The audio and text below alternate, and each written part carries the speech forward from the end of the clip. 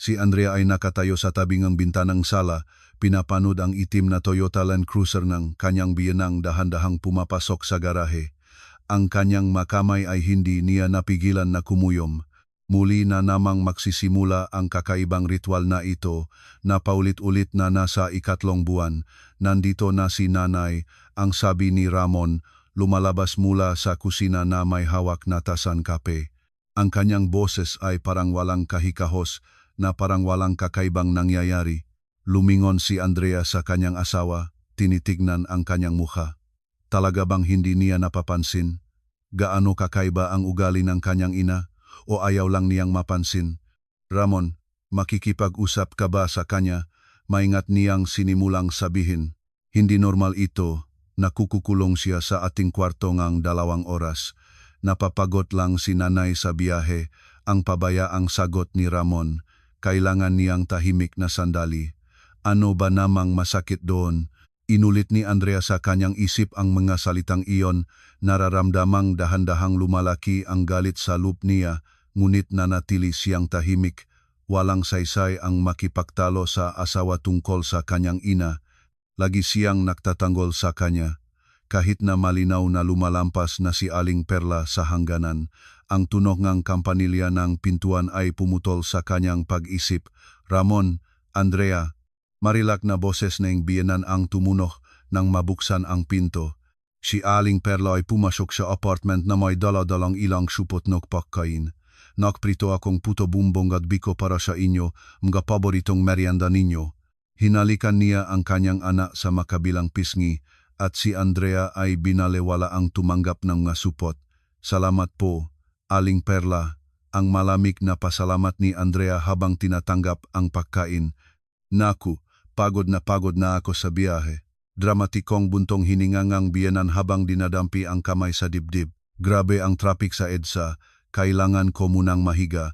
Nakapalitang tingin si Andrea at Ramon, nagsimula na ito. Sige po, nanay, manahimik ka muna. Agad na sumagot si Ramon. Maghahanda kami ni Andrea ni merienda. Diretso pumunta si Aling Perla sa kwarto. Pinagmasdan siya ni Andrea, natatandaan kung paano mabilis na dumausdos ang biyenan sa kwarto at isinara ang pinto sa likod niya. Pagkaraan ng ilang segundo, narinig ang malinaw na click ng kandado. Ramon, kakaiba talaga ito. Hindi na napigilan ni Andrea nang naiwan sila sa kusina. Bakit siya nakukukulong? May guest room naman tayo. Andrea naman, tigilan mo na. Pagod na sabi ni Ramon, may karapatang magpahinga si nanay. Komportable siya sa ating kwarto, kasi maaliwalas. Maaliwalas. Tumaas ang boses ni Andrea. Iyon ang kwarto natin, ang ating sariling espasyo. Bakit hindi siya makapagpahinga sa guest room, kasi nakaharap sa maingay na daan ang bintana doon? Alam mo naman iyon. Nagsimulang mawalan ng pasensya si Ramon. Pakinggan mo ako, hindi ko maintindihan kung ano ang problema. Pumupunta si nanay tuwing 2 linggo, nagpapahinga ng ilang oras at umaalis. Kano lang kahirap bigyan siya na luho. Kinutop ang makalabi ni Andrea. Walang saysay ang makipagtalo, ngunit dun sa loob niya ay lumalaki ang pagbabala na hindi niya mapaliwanag. May mali, may talagang mali. Mga kaibigan, bago tayo magpatuloy sa ating kwento, mangyari po sanang isulat kung saang lungsod o probinsya kayo nanonood para mas makilala namin kayo. Maligayang pakikinig. Ang susunod na 2 oras ay matagal na lumipas. Nakaupo si Andrea sa sala, nagpapanggap na nanonood ng telebisyon, ngunit ang lahat ng kanyang pansin ay nakatuon sa nakasirang pinto ng kwarto. Ano ang nangyayari doon? Bakit ganon katagal na hindi lumalabas ang biyenan? Naalala niya ang lahat ng nakaraang pagbisita. Lagi si Aling Perla na pumupunta sa parehong oras, bandang tanghali.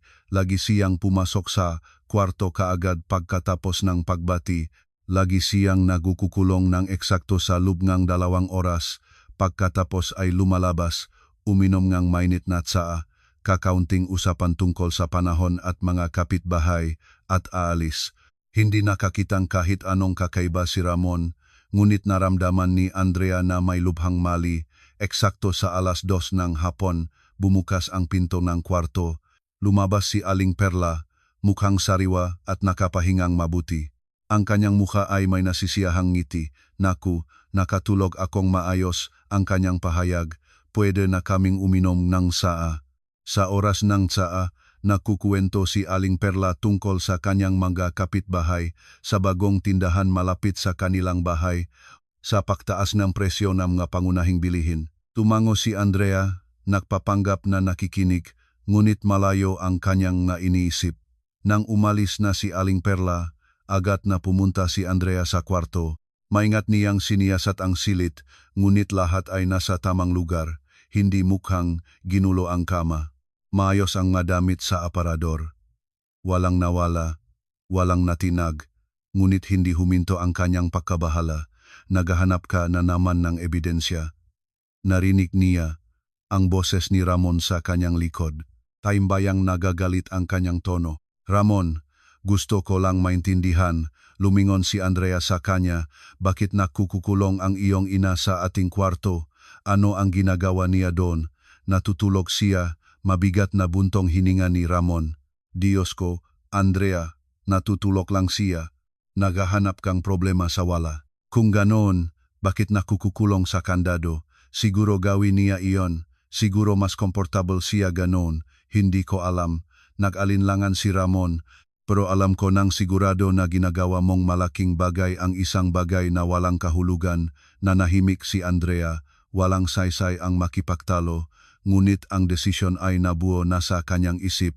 Kinabukasan, pumunta siya sa isang tindahan nga elektronikal na kagamitan.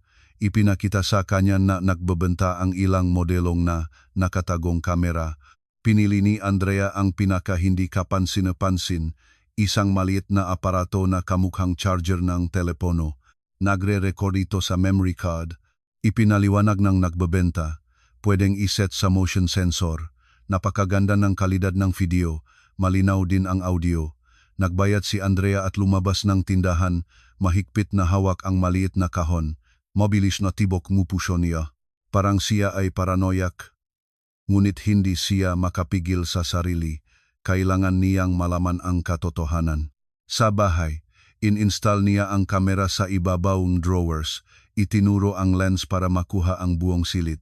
Itinago niya ito sa pagitan ng ibang mga bagay, mga florera, picture frames, at magagamit pang personal. Kahit may sadyang maganap ang kamera, hindi madaling makikita. Ang susunod na pagbisita ni Aling Perla ay isang linggo pa. Ang linggong iyon ay tumagal ng walang katapusan. Hindi makapag-isip ng iba si Andrea. Sa gabi, nakahiga siya ng gising, inulit sa isipan ang iba't ibang sitwasyon. Ano ang makikita niya sa recording? Baka wala namang masamang bagay. Baka natutulok lang talaga ang biyenan. Ngunit sinasabi ng kanyang puso na mas komplikado ang lahat. Sa wakas, dumating ang araw ng pagbisita. Sinuri ni Andrea ang kamera noong umaga. Gumagana ito ng maayos. Gumawa pa siya ng test recording upang tiyakin na tama ang anggulo at malinaw ang audio. Sa tanghali, tumunog ang kampanilya ng pintuan. Ramon, Andrea, muli na namang marilag na boses ni Aling Perla, paulit-ulit na eksena ng may katumpakang bawat detalye, puto-bumbong, reklamo sa pagod, kahilingang magpahinga. Pumunta si Aling Perla sa kwarto at nakandado. Nakaupo si Andrea sa kusina, mahigpit na hawak ang tasang may malamig na tsaa, nanginginig siya sa kinakabahan. Si Ramon ay nagtatrabaho sa home office. Walang pinaghihinalaang anuman. Ang 2 oras ay lumipas na parang sa panaginip. Lumabas si Aling Perla mula sa kwarto, uminom ng tsaa at umalis. Lahat ay tulad ng dati. Nang may sara ang pinto sa likod ng biyenan, nagmadali si Andrea papasok sa kwarto. Nanginginig ang kanyang makamay nang kinukuha ang memory card mula sa kamera. Isinaksak niya ito sa laptop at binuksan ang recording. Sa unang ilang minuto, walang nangyari. Pumasok si Aling Perla sa silid, isinara ang pinto, lumingon-lingon, pagkatapos ay pumunta sa bintana, nakatayo doon ng ilang segundo na tinitingnan ang labas, at pagkatapos ay ginawa niya ang isang bagay na hindi inaasahan ni Andrea. Kinuhang biyenan ang kanyang telepono mula sa bag at nagsimulang kumuhang larawan ng silit ng sistematiko mula sa lahat ng anggulo. Kinuha niya ang mga larawan ng laman ng mga drawer, binubuksan ang mga ito, kinuha ng larawan ang aparador na may mga damit, kinuha ng larawan ang mga dokumento na nasa ibabaw ng mesa. Ngunit ito pa lang ang simula. Nakaupo si Andrea sa harap ng screen ng laptop, hindi makawala sa tanawin ng nakapirming frame. Nakikita niya si Aling Perla na nakiyuko sa ibabaw ng bukas na drawer ng writing desk. Maingat na inilalipat ang mga dokumento, kinukuha ang larawan ng bawat pahina, nanginginig ang kanyang mga kamay. I-revin niya ang recording at muli itong pinanood mula sa simula. Una, binuksan niya ang aparador at kinuha ang larawan ng lahat ng istante na may mga damit. Pagkatapos ay lumipat sa mga drawer, dalawa ang nga ito. Una, yung kay Andrea, pagkatapos kay Ramon. Bawat maliit na bagay, bawat notebook, bawat sulat ay maingat na sinuri at nililimbag sa kamera ng telepono. Espesyal na pansin ang ibinigay ngang biyenan sa mga dokumento, mga pasaporte, mga bank statement, mga kontrata. Sumilip pa siya sa ilalim ngang matre, sinuri ang mga bulsa ngang nga diaket na nakasabit sa aparador. Naramdaman ni Andrea ang panginginig sa kanyang buong katawan. Ito ay hindi lang curiosity, ito ay paglabag, sistematiko, pinlanong paglabag sa kanilang personal na buhay. Isinara niya ang laptop at humili sa sandalan ng upuan. Isang tanong ang kumukubo sa kanyang isipan, bakit?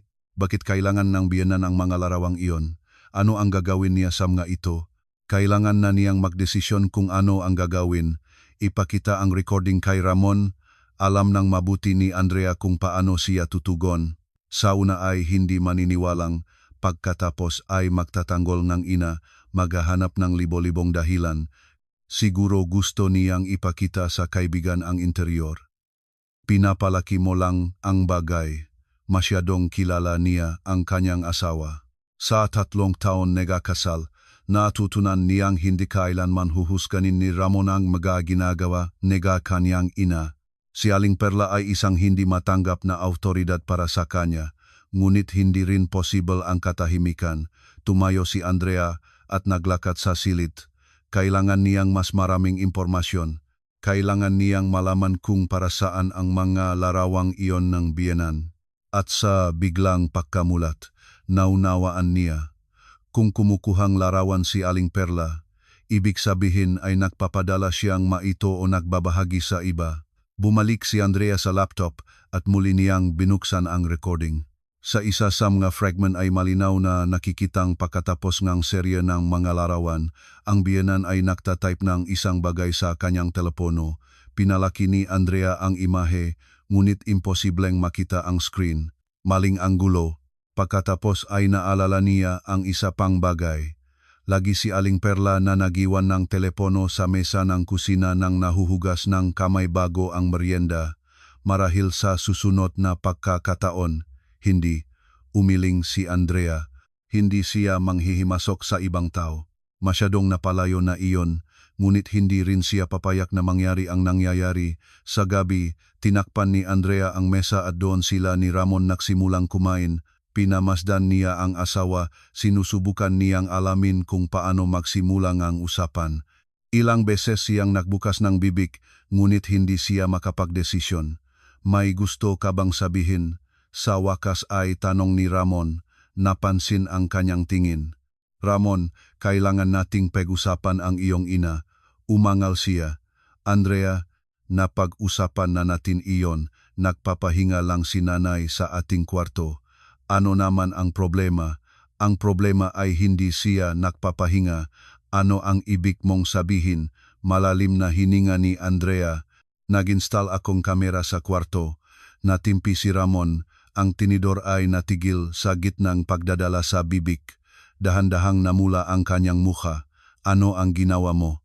Nag-install ng nakatagong kamera at pinanood ang recording pagkatapos ng pagbisita ng iyong ina ngayon. Nag-espiya ka sa aking ina. Tumaas ang boses ni Ramon.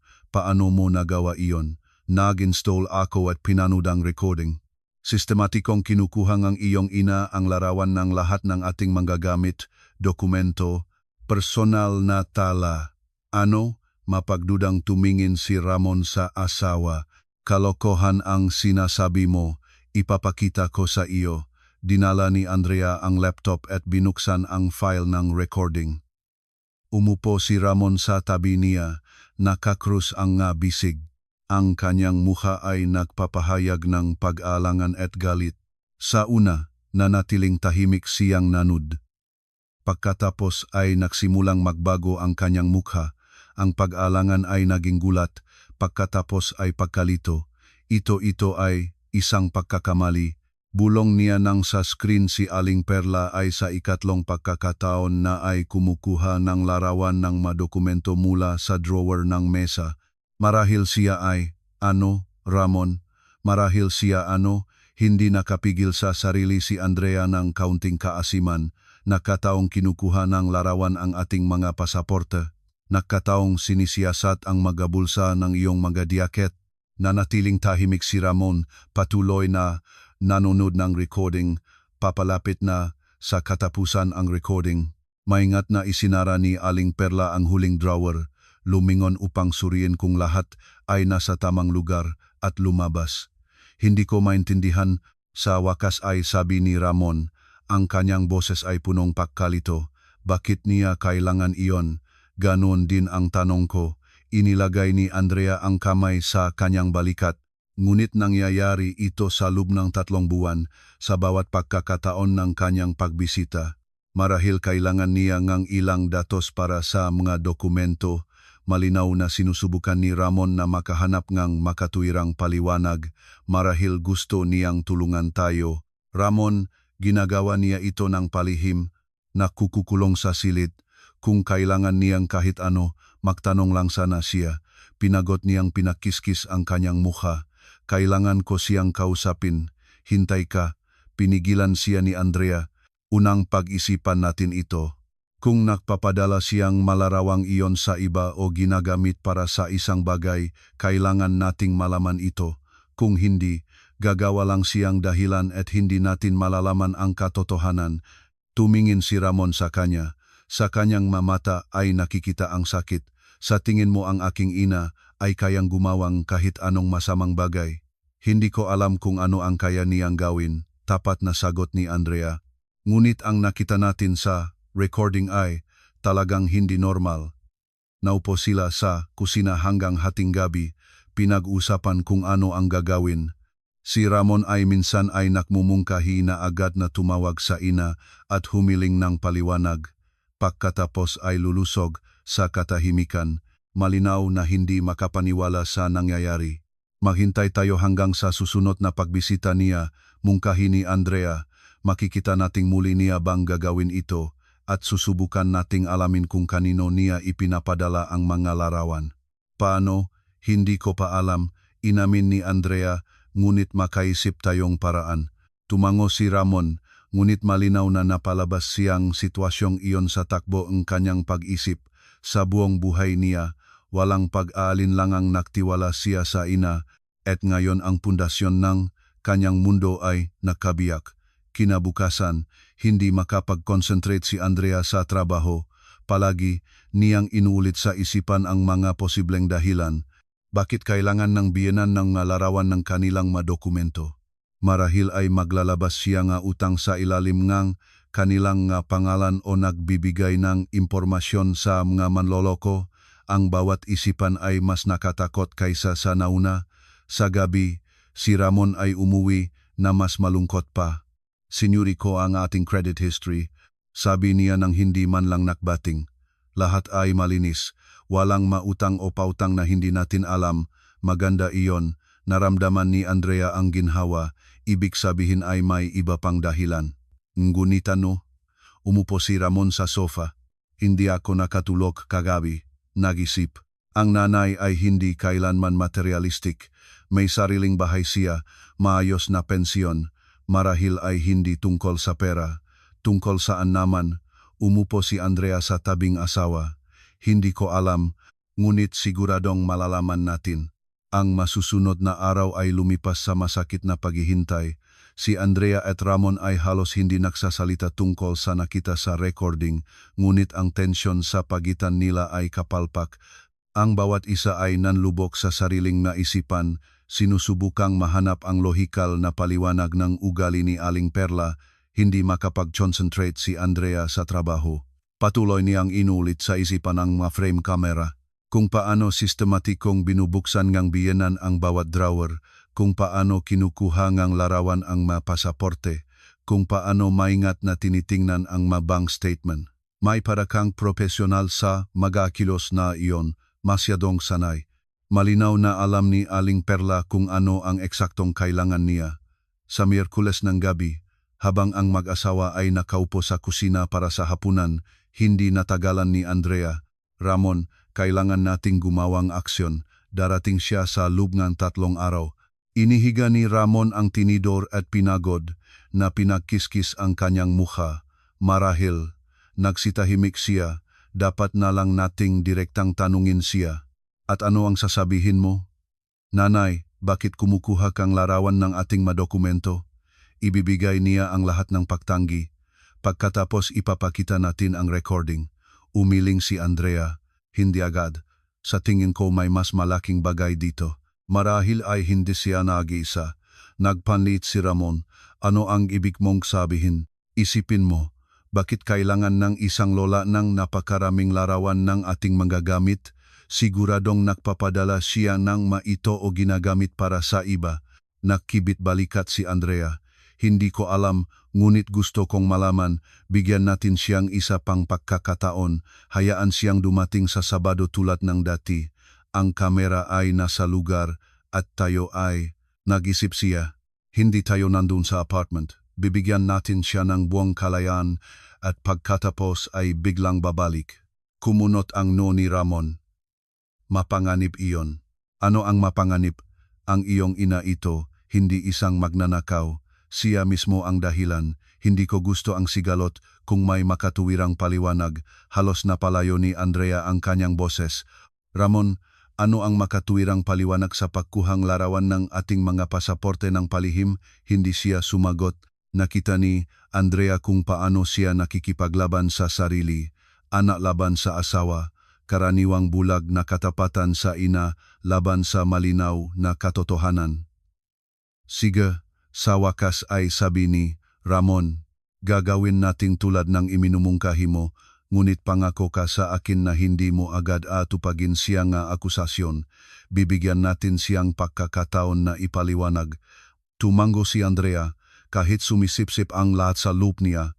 Ipaliwanag, parang maaring ipaliwanag ang gayong paglabag sa kanilang personal na espasyo.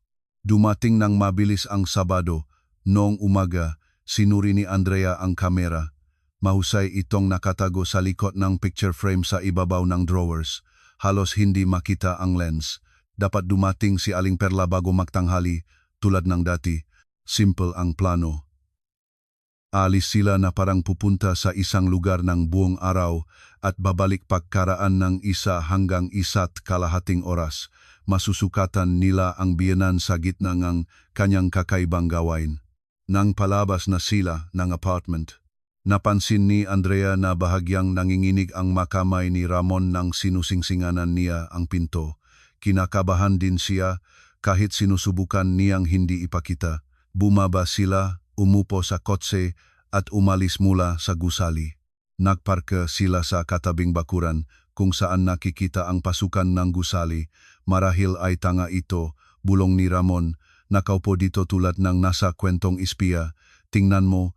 Itinutok ni Andrea ang ulo patungo sa pasukan. Palabas ng kotse si Aling Perla. Nakaayos siya tulad ng dati, formal na jacket, komportableng sapatos, malalaking bag sa balikat, walang kahihinalaang anuman. Isang karaniwang matandang babae, dumating upang bisitahin ang anak. Tahimik nilang pinanood ang kanyang pagpasok sa gusali. "I record ang oras," sabi ni Andrea. Ang susunod na 1 oras ay mahirap na lumipas. Nakaupo sila sa kotse, halos walang salita. Ilang beses na sinuri ni Andrea ang kanyang telepono, ngunit walang tawag o mensahe mula sa biyenan. Siyempre, bakit siya tatawag? Akala niya ay babalik lang sila sa gabi. Panahon na, sa wakas ay sabi ni Ramon, itinutok ang ulo sa relo, lumabas silang kotse at pumunta sa gusali. Sa bawat hakbang, naramdaman ni Andrea ang mas mabilis na tibok ng kanyang puso. Ngayon ay malalaman na nila ang lahat. Sa elevator, kinukurot ni Ramon ang kanyang masusi, inilagay ni Andrea ang kamay sa kanyang balikat, magiging maayos ang lahat. Tumango lang siya nang hindi siya tinitingnan. Nang lumapit sila sa pinto ng apartment, tahimik ang loob.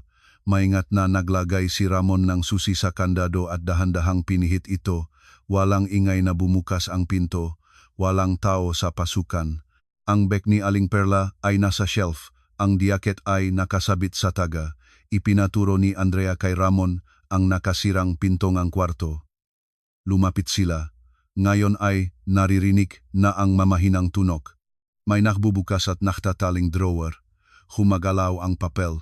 Si Aling Perla ay abala sa kanyang karaniwang gawain. Tumingin si Ramon kay Andrea, tumango siya. Bigla niyang binuksan ang nakasirang pinto. Si Aling Perla ay nakatayo sa tabi ng drawers. Hawak ang kanyang telepono. Itinuro sa bukas na drawer na may mga dokumento. Nangatok siya at lumingon. Pumutla ang kanyang mukha. Ramon, Andrea, hindi ko inaasahan na. Malinaw iyon, malamig na sabi ni Andrea. Sinubukan ng biyenan na itago ang telepono sa likod niya, ngunit huli na. Humagbang si Ramon papasok sa kwarto. Maliwanag ang kanyang mukha, ngunit determinado. Nanay, ano ang ginagawa mo? Wala ako. Simpleng, nasubo si Aling Perla. Nahulog ang aking hikaw, naghahanap ako. Huwag kang magsinungaling. Pumasok si Andrea sa kwarto at tumayo sa tabi ng asawa. Alam na namin ang lahat. Sinubukan ngang biyenan na magalit. Paano mo naglakas loob? Ako ang ina ni Ramon at may karapatan ako. Ora ken ni DN ni Desen. Wala kang karapatang manghukay sa aming magamit at maglarawan ng mga dokumento. Mas malakas na tumuno ang boses ni Ramon kaysa sa inaasahan niya. Nanahimik si Aling Perla. Ilang segundo siyang nakatayo, mahigpit na hawak ang telepono, pagkatapos ay dahan-dahang ibinaba ang makamay.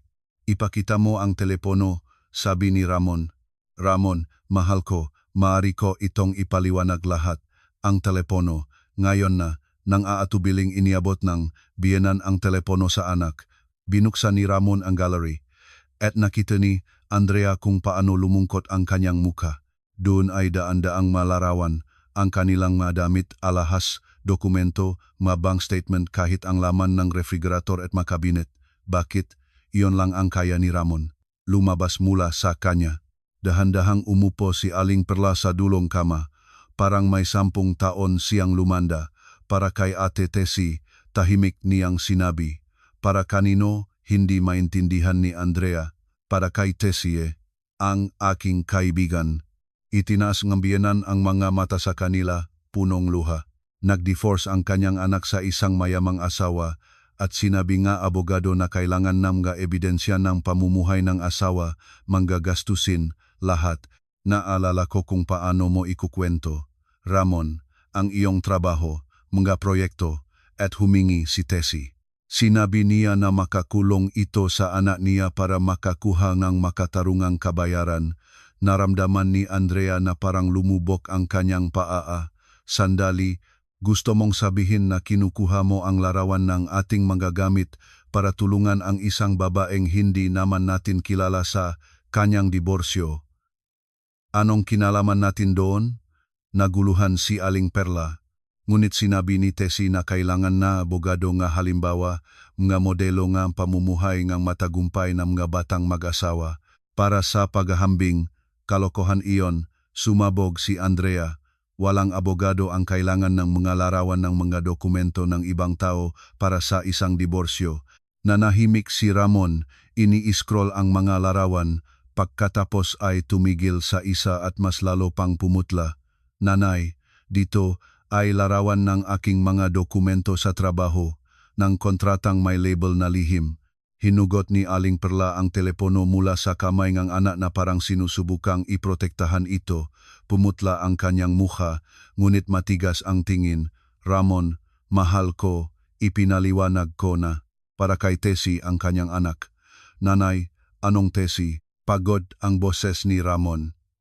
Anong anak? Para saan ang makontrata mula sa aking trabaho? Sikreto ang impormasyong iyon. Tahimik na pinamasdan ni Andrea ang eksena. Naramdaman ang tensyon sa silid na umabot sa pinakamataas na antas. Nakita niya kung paano nahahanap ngang bagong kasinungalingan ang biyenan. Nagkataon lang, bulong ni Aling Perla. Nagbabrowse lang ako sa mapapel at nagkataon lang. Hindi ito maaari. Hindi na natagalan ni Andrea. Kinuha niya ang kanyang telepono at binuksan ang manasave na frame mula sa kamera. Dito ay kinukuha mo ang folder mula sa ibabaw na drawer. Alam mong eksakto kung nasaan ito. Sistematikong kinukuha mo ang larawan ng bawat pahina. 20 minuto ang nagastos mo doon. Anong nakataon doon? Kinuha ni Ramon ang teleponong asawa at tiningnan ang recording. Matigas na naging ang kanyang mukha. Ang makontratang iyon ay nasa nakakulong na drawer. Mabagal niyang sinabi, nasaan mo nakuha ang susi? Nanahimik ang biyenan, lumingon sa bintana. Nanay, tinatanong kita, nasaan mo nakuha ang susing aking mesa? Nakita ko, bumunga siya. Nasaan mo nakita? Sa iyong diaket, nang naliligo ka. Naramdaman ni Andrea ang malamig na pagsilakbo sa kanyang likod. Ibig sabihin ay hindi lang kumukuhang larawan ng nga dokumento ang biyenan, sadyang naghahanap siya nga susi nang huhukay sa manggagamit ng asawa habang nandun sa bahay. Ilang beses mo itong ginawa? Tanong ni Ramon ng tahimik. Ilang beses kang nanghukay sa aming magagamit habang naliligo tayo o nasa kusina? Hindi mo negosyo iyon. Negosyo ko nga. Tumaas ang kanyang boses. Pumasok ka sa aming buhay. Nilabak ang aming hangganan. At gusto kong malaman kung bakit.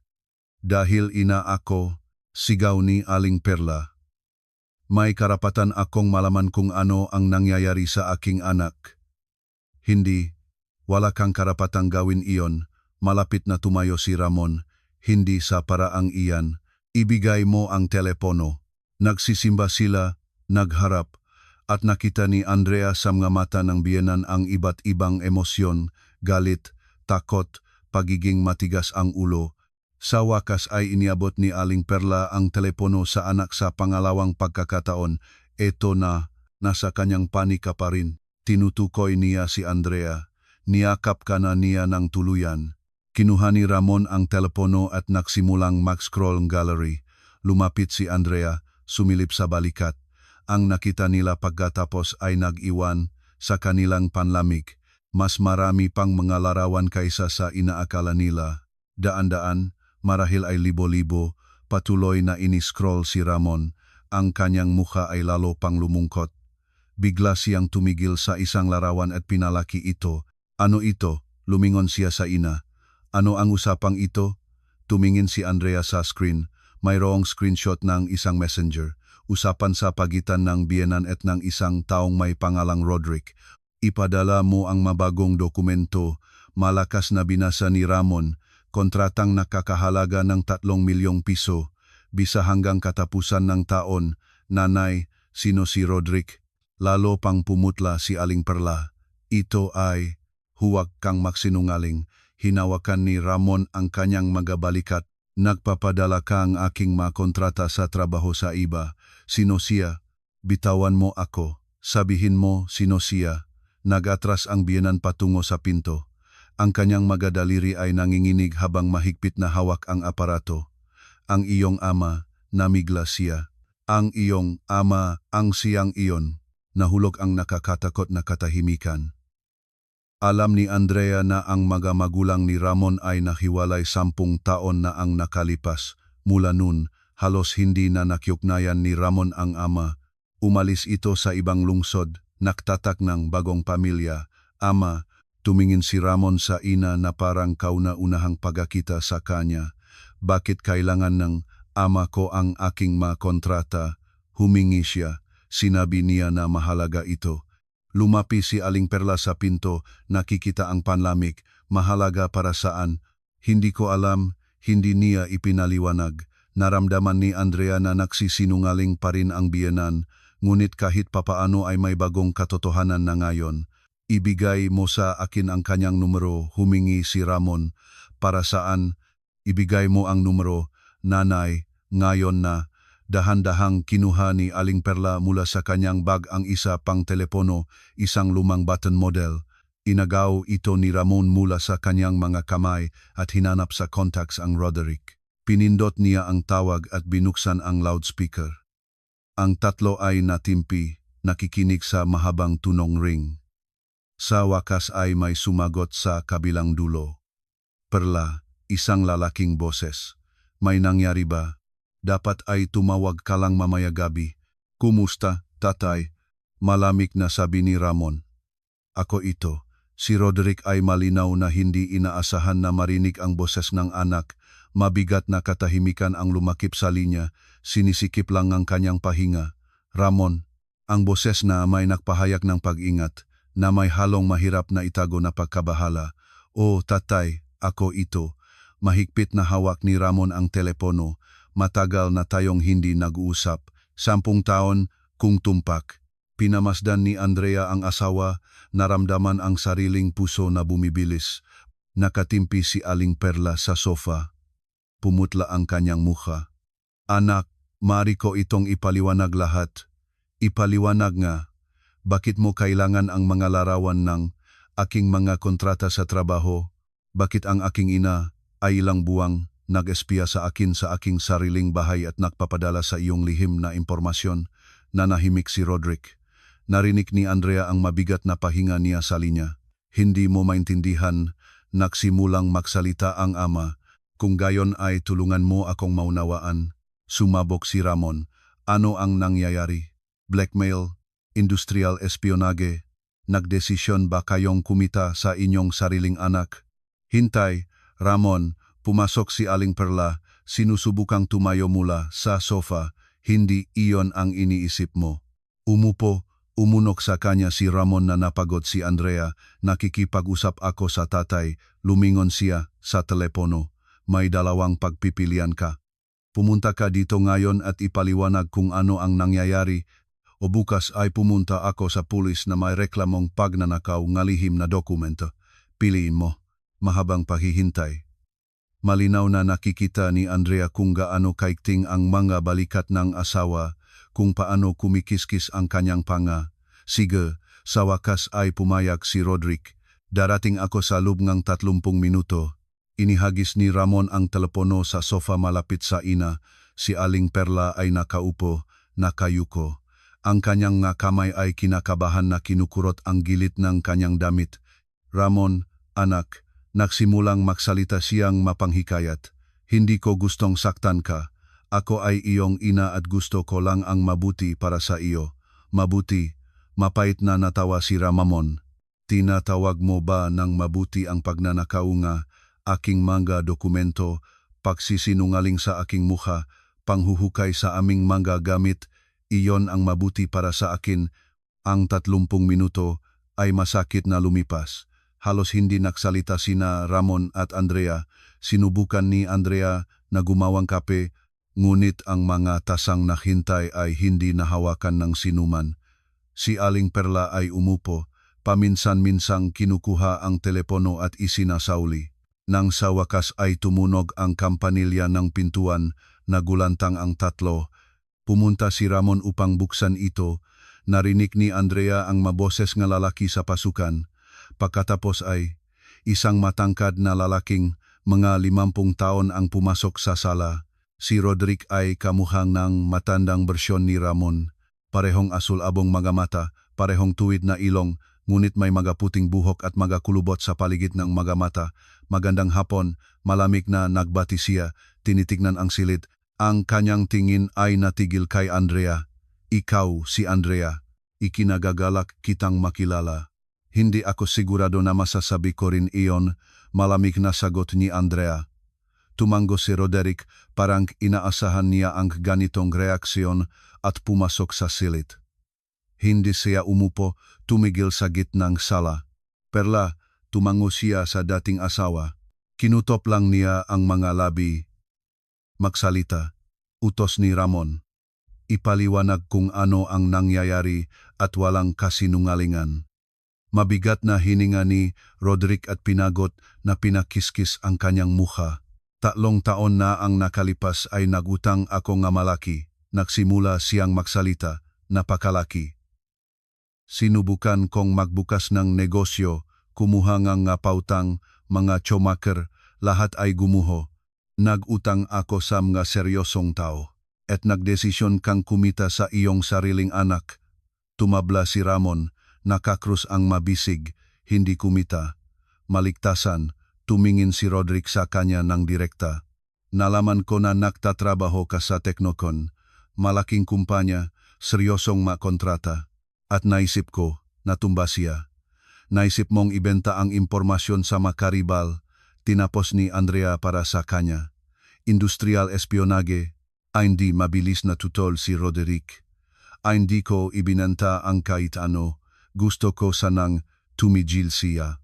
Gusto kong malaman kung sa anong proyekto ka nagtatrabaho, kung anong kontrata ang mayroon ka, para makita kung maari ko silang lapitan, ang customer na iyon, at magalok na aking sariling serbisyo. Hindi para magnakaw ng iyong makontrata, kundi para gamitin lang ang impormasyon para sa pagpapakilala. Panginoon, inilagay ni Ramon ang mapalat sa kanyang templo. Naintindihan mo ba na iyon ay illegal pa rin, na dahil doon ay maari akong matanggal, na pumirma akong kasunduan sa confidentiality? Naintindihan ko. Pagod ang boses ni Roderick. Nag-alala ako, Ramon, nagbabanta sa akin ng totu, at pumunta ka kay nanay. Inilipat ni Ramon ang tingin sa ina, at sumang-ayon siya. Pumayag na mangespiya. Hindi ko kinakataksilan, sumigaw si Aling Perla. Sinubukan ko lang na tulungan ang iyong ama. Siya ang ama ng aking anak, gaano man natin pinagpasiyahang ihiwalay ang aming sarili. Hindi ko maaring lumayo lang nang sinasabihan siyang banta. Sa halip, ay inilagay mo ako sa panganib. Ang boses ni Ramon ay nanlamig. Ginamit mo ang aking tiwala, pumunta sa aking bahay, nagsinungaling sa aking mukha, nang hukay sa aming magamit. Naisip ko na magiging ligtas ito, nag-iyak si Aling Perla. Nangako si Roderick na tititingnan lang niya ang makontrata, hahanapin ang mataong kailangan niya, at tapos na walang malalaman. Ngunit hindi mo naisip na tanungin ako. Umupo si Ramon sa silya, parang hindi na siya matatagan ng paa. Hindi mo naisip na mayroon akong pagpipilian. Sana ay hiniling mo. Lumapit si Andrea sa asawa at tumayo sa tabi niya, inilagay ang kamay sa kanyang balikat. Naramdaman niya kung gaano kaikting niya ito. At ang usapan, tanong niya, tinitignan si Roderick. Nakakita kaming mensahe, napakagaling mo, iyon mismo ang kailangan. Ginamit mo na ba ang impormasyong iyon? Dahan-dahang tumango si Roderick. Nakipag-ugnayan ako sa 2 kumpanya mula sa listahan ng mga customer ni Ramon. Nagalok ng aking maserbisyo sa logistics. Diyos ko, tinakpan ni Ramon ang kanyang mukha ng kamay. Talagang ginawa mo iyon. Ginamit mo ang impormasyong ninakaw mula sa akin para sa iyong negosyo. Kailangan ko. Wala akong pagpipilian. Lagi kang may pagpipilian. Matigas na sabi ni Andrea, pinili ninyo ang pagkakanulong tiwalang ang inyong sariling anak sa halip na humingi ng tulong o lutasin ang inyong problema sa tamang paraan. Nakatayo si Ramon sa gitnang sala at nakita ni Andrea kung gaano kaiting ang kanyang balikat, kung paano siniksik ang kanyang makamao.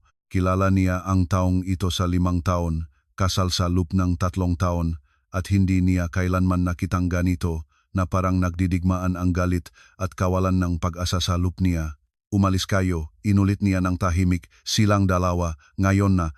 Humingal si Aling Perla at iniunat ang mga kamay patungo sa anak, ngunit umurong siya na parang nasunog. Ramon, pakiusap, marinig mo ako, narinig ko ang lahat, kayo ay parehong nagkanulo sa akin. Para sa pera na hindi pa ninyo nakuha kundi ninakaw, hindi para sa pera. Humakbang si Roderick pasulong, ngunit hindi nakasing tiyak ang kanyang boses.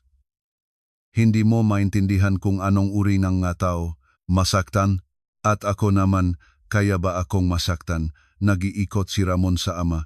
Kapag nalaman sa trabaho ang tungkol sa paglabas ng impormasyon, kapag nagsimulang magtanong ang mga customer kung bakit ang mga karibal ay biglang alam ang aming mga kondisyon, ang aming mga presyo, ang aming mga technical na solusyon.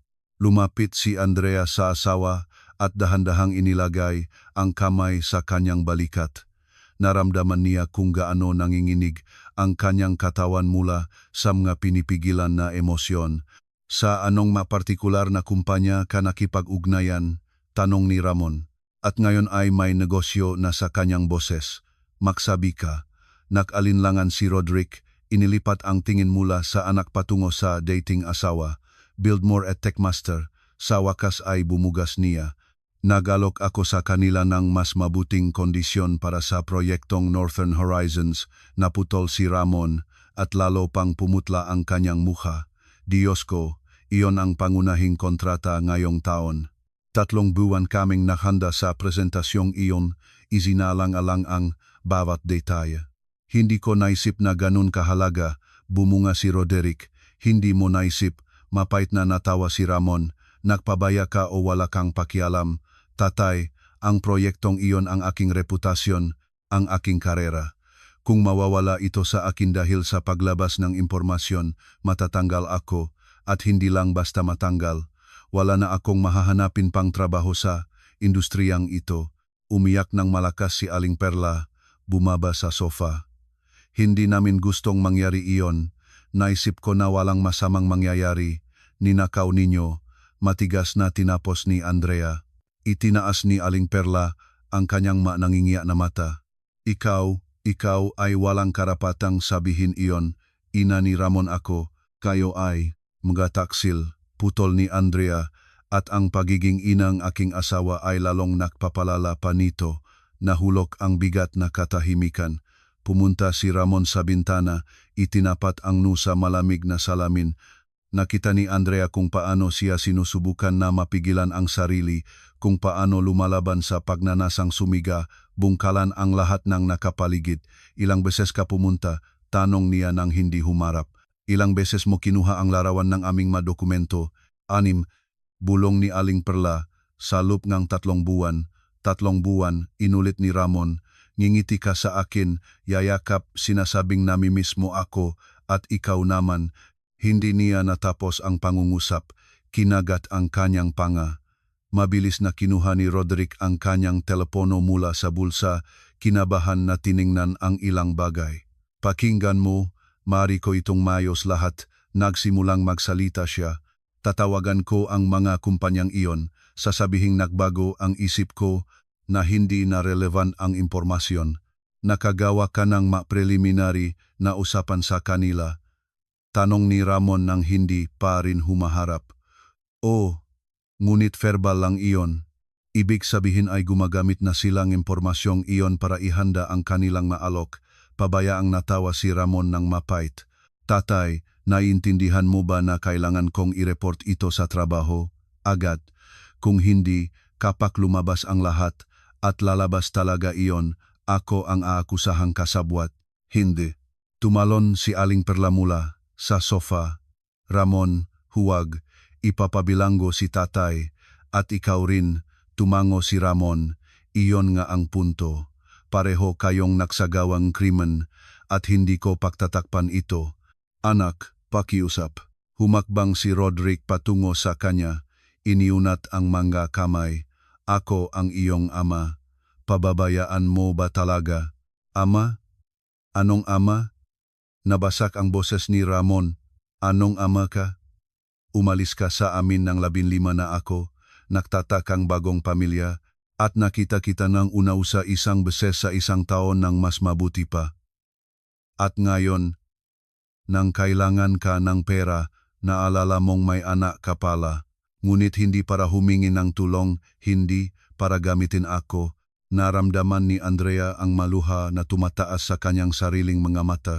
Alam niya na ang paghihiwalay ng mga magulang ni Ramon ay naging trauma para sa kanya, ngunit hindi siya kailanman nagsalita ng ganun kabukas, ganun kapuno ng kirot. Tulungan ko kayo sana, nagpatuloy si Ramon at nanginginig ang kanyang boses. Kung pumunta kayo at tapat na sinabi na may problema kayo na kailangan ng pra, makakita sana akong paraan, kukuhang pautang, manghiram sa mga kaibigan, kahit ano, dahil mga magulang ko kayo, ngunit pinili ninyo ang pagnanakaw dahil naisip ninyong mas madali iyon. Umiyak ng todo si Aling Perla, bumaksak pabalik sa sofa, ang kanyang mabalikat ay nanginginig sa pagiyak, nahiya ako, bulong niya sa pamamagitan ng mga luha. Sinabi ni Roderick na sandali lang iyon, na walang malalaman, na hindi ka maliligaw ngang anuman. Naniniwala ako, tanga ako, naniniwala ako. Lumingon si Roderick na palayo at nakita ni Andrea kung paano siniksik at binuksan ang kanyang nga kamao, kung paano lumalaban sa pagnanasang sumagot, ngunit sa wakas ay lumingon lang. Mayroon kayong 10 minuto para makaalis, sabi ni Ramon, at huwag na kayong bumalik pa dito kailanman. Ramon, nagsimula si Aling Perla, tumayo ng gumagalaw. Ikaw ang aking ina, maari kang. Maari, at iyon ang ginagawa ko na. Tumingin siya sa kanya, at sa kanyang mamata ay gayon kalakas na determinasyon na naramdaman ni Andrea ang machills. Pinatay ninyo ang lahat ng nasa pagitan natin. Ang lahat ng tiwala, ang lahat ng pagmamahal, para saan? Para sa pera na hindi ninyo pa nakuha kundi ninakaw. Bumukas ang bibig ni Aling Perla upang maksalita, ngunit itaas ni Ramon ang kanay. Umalis na kayo. Una na humakbang si Roderick patungo sa pinto, kasunod siya, mabagal na lumalakad at buong katawang nanginginig si Aling Perla. Nang masara na ang pinto sa likod nila, ilang segundo pang nakatayo si Ramon nang hindi gumagalaw, tinitignan ang lugar kung saan sila naroon.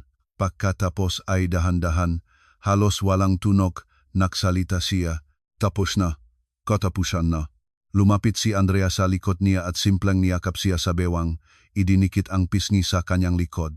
Walang maksalitang kaginhawaan at lahat ay magiging maayos dahil sa sandaling iyon ay walang maksalitang toto. Ang katotohanan ay simple at malupit. Minsan ang pinakamahal na tao ang nagbibigay nga, pinakamalalim at hindi mapagalingang sugat. At minsan ang tanging paraan upang mapanatili ang kahit kaunti sa iyong sarili ay ang palayain magpakailanman ang mga nagbigay ang sugat na iyon, kahit kung ito ay magpakailanman. Hindi nakatulog si Ramon sa buong gabi. Narinig ni Andrea kung paano siya nakbalibaliktad, kung paano lumabas sa balkonahe upang manigarilyo kahit na huminto siya 2 taon na ang nakalipas. Hindi siya maalam sa sasabihin. Anumang salita ay tila hindi angkop peke. Noong umaga, mukhang pagod siya na may maitim na bilog sa ilalim ng mga mata. Tahimik na ininom ang kape na inihanda niya at tumingin sa telepono. Bigla ay nanginig ang telepono. Tumingin si Ramon sa screen at nakunot ang no. Nanay, maikli niyang sabi at I reject ang tawag. Pagkaraan ng 1 minuto ay muling tumunog ang telepono at muli. Sa ika-4 na pagkakataon, hindi na natagalan ni Andrea. Baka sagutin mo, marahil may mahalaga. Ano pa ang mas mahalaga kaysa sa ginawa na niya? Gayunpaman, sinagot niya at pinindot ang loudspeaker. Ramon, anak, nanginginig ang boses ni Aling Perla, nasa bangko ako. Naaprubahan ang pautang ko na may sangla ng bahay, 600,000 piso. Kasamangang aking ipon, magiging mahigit 1,030,000. Sapat iyon para mabayaran ang utang sa iyong kumpanya. Nanahimik si Ramon. Kinasaba ang kanyang panga. Ramon, naririnig mo ba ako? Bukas ko na ibibigay ang mga dokumento at ilalipat ang pera. Nanay, naiintindihan mo ba ang nagawa mo? Pagod ang boses ni Ramon. Hindi lang ito tungkol sa pera. Ang aking reputasyon, ang aking pangalan, paano na ako makakafache sa mga tao sa trabaho. Malalaman ngang lahat na ang aking ina ay nagnanakaw, nagbebentang lihim na impormasyon. Naintindihan ko, nagiyak si Aling Perla. Naintindihan ko ang lahat, ngunit gusto kong kahit papaano ay mabago ko ito. Iligtas mo ang iyong karera, at sa amin, gawin mo ang gusto mo. Gusto mo, huwag nang makipag-ugnayan pa. Tatanggapin ko ang anumang desisyon mo. Hindi ko gusto ang iyong pera, tumitigas ang sagot niya. Hindi ko gusto ang iyong bahay. Harapin mo si Roderick ng mag-isa. Problema ninyo iyon, hindi ko. I-drop niya ang tawag at inihagis ang telepono sa sofa. Lumapit si Andrea sa kanya at inilagay ang kamay sa kanyang balikat. Ramon, naiintindihan ko kung gaano kahirap para sa iyo, ngunit talagang kailangan natin ng pera. Kung mawawala ang trabaho mo, hindi na natin mababayaran ang mortgage, palalayasin tayo. At ang pahanap ng bagong trabaho pagkatapos ng gayong eskandalo, anda plasan nanda antan nanda, tusan nantandat, andatan. Alam ko, mabilis na putol niya, iniisip ko iyon, sa bawat segundo, ngunit hindi ko kaya tanggapin ang pera niya. Parang sasabihing, okay lang nanay, sinira mo ang aking buhay, ngunit okay lang, ngunit hindi okay maren. Hindi ko alam kung kailanman ko mapapataawad. Hinawakan ni Andrea ang kanyang kamay. Hindi ka obligadong magpatawad. Tanggapin ang pera bilang kabayaran sa pinsalang nagawa niya. Hindi iyon pagpapatawad, iyon ay katarungan. Dapat siyang managot sa kanyang ginawa. At nagtatagot siya, nawawala ang kanyang bahay, inuutang. Iyon ang kanyang parusa. Matagal na nanahimik si Ramon, tinitignan ang isang punto, kailangan ko pang mag-isip. Sa wakas ay sabi niya, nang gabing iyon, tumunog ang kampanilyang ng pintuan. Dumungaw si Andrea sa peephole at nagulat. Sa pintuan ay nakatayo si Aling Perla at si Roderick, parehong mukhang kakilakilabot payat 10 taon na lumanda. Nang makita nila siya, tumayo si Aling Perla. Andrea, pakiusap. Nagsupling si Aling Perla. Kailangan naming makausap si Ramon. 5 minuto lang, 5 minuto, lumingon si Andrea. Si Ramon ay nakatayo sa koridor, narinig ang boses. Ang kanyang mukha ay naging matigas. Hayaan mo silang pumasok, sabi niya. Pumasa sila sa sala. Mukhang partikular na masama si Roderick. Nanginginig ang mga kamay, malalalim na pisngi, naalala ni Andrea na siya ay may sakit sa sugal, at naisip niya kung ano ang inisip niya ngayon. Ramon, nagsimula si Roderick. Alam ko na wala akong karapatang humingi ng tawad. Sinira ko ang iyong buhay. Kinuha ko ang iyong ina doon. Lahat ay dahil sa akin. O, dahil sa iyo, malamig na tinanggap ni Ramon. At ano ngayon? Nag-admit ako sa isang klinika. Kinuha ni Roderick ang isang papel mula sa bulsa. Ito ang sertipiko.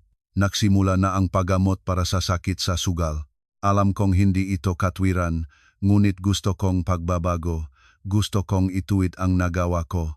Napaka-noble, ngumiti ng mapait si Ramon, kahit medyo huli na. Naintindihan ko na kinasusuklaman mo kami. Nagpatuloy si Aling Perla at ang maluha ay dumausdos sa kanyang mapiski. May karapatan ka ron, ngunit ikaw ang aking anak at hindi ko kayang panurin kang mawalan ng lahat dahil sa aking katangahan.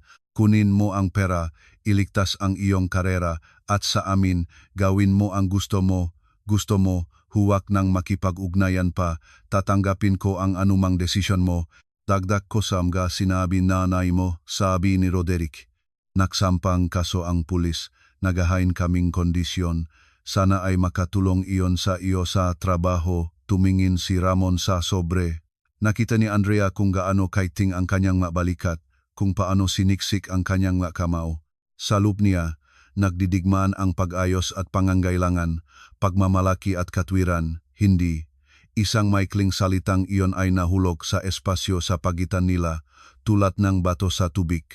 Nagulantang si Roderick. Humingal si Aling Perla at takip ang bibig ng palat. Ramon, nagsimula siyang magsalita ng nanginginig na boses. Hindi, inulit niya ng mas mahinahon na, ngunit mas matatag. Hindi ko tatanggapin ang pera ninyo. Kahit ang inyong ipon, kahit isang sentimo. Malalim na huminga si Ramon. Hindi ko tatanggapin ang mga pera ninyo hindi dahil gusto ko kayong lalo pang parusahan, kundi dahil kung tatanggapin ko, parang tinatanggap ko ang inyong bersyon ng mga pangyayari. Parang sinasabi ko na maaring bayaran at isara ang pagitan natin, ngunit hindi ganon. Dahan-dahan niyang tiningnan ang makabilang magulang, hindi lang kayo nakamali, malay at sinadya ninyong pumilingang panlilinlang sa halip na usapan, buwan-buwan. Hindi iyon aksidente at hindi iyon sandaling pagkalito ang isip, iyon ay isang sistema. Matagal, pinlano, mahinahon na sistema ang kasinungalingan, lalo pang malakas na umiyak si Aling Perla, ngunit hindi na tinigilan ni Ramon. Alam ninyo kung ano ang pinaka-nakakatakot, hindi ang pera na hinihingi ng kumpanya, kahit ang imahe na kababaan sa lahat ng nakakaalam ng dulo ng kwentong ito. Ang pinakamasakit ay hindi na kailanman ako makakapaniwala sa anumang salita ninyo, kailanman. Kahit bukas ay maging masanto kayo at ipamahagi ang lahat ng ari-arian sa mga mahihirap, hihintayin pa rin ako ng isang silo dahil pinatunayan na ninyo na kayang lubos na gayahin ang pagmamahal at pagmamalasakit habang nakpaplanong kutsilyo sa aking likod. Tumayo si Ramon. Iyon na, tapos na ang usapan, wala kayong lugar sa aking tahanan. Gumawang maliit na hakbang pasulong si Aling Perla, parang gusto niyang yakapin ang anak, ngunit natimpi sa tingin ng anak. Unang lumingon si Roderick patungo sa pinto. Kasunod niya, dahan-dahang gumagalaw at buong katawang nanginginig, si Aling Perla, nang masara na ang pinto sa likod nila. Ilang segundo pang nakatayo si Ramon nang hindi gumagalaw, tinitignan ang lugar kung saan sila naroon. Pagkatapos ay dahan-dahan, halos walang tunog, nagsalita siya. Tapos na, katapusan na. Lumapit si Andrea sa likod niya at simpleng niyakap siya sa bewang, idinikit ang pisngi sa kanyang likod. Walang masalita ng kaginhawaan at lahat ay magiging maayos dahil sa sandaling iyon ay walang masalitang totoo. Ang katotohanan ay simple at malupit. Minsan ang pinakamahal na tao ang nagbibigay ng pinakamalalim at hindi mapagalingang sugat. At minsan ang tanging paraan upang mapanatili ang kahit kaunti sa iyong sarili ay ang palayain magpakailanman ang managbigay ng sugat na iyon, kahit kung ito ay magpakailanman.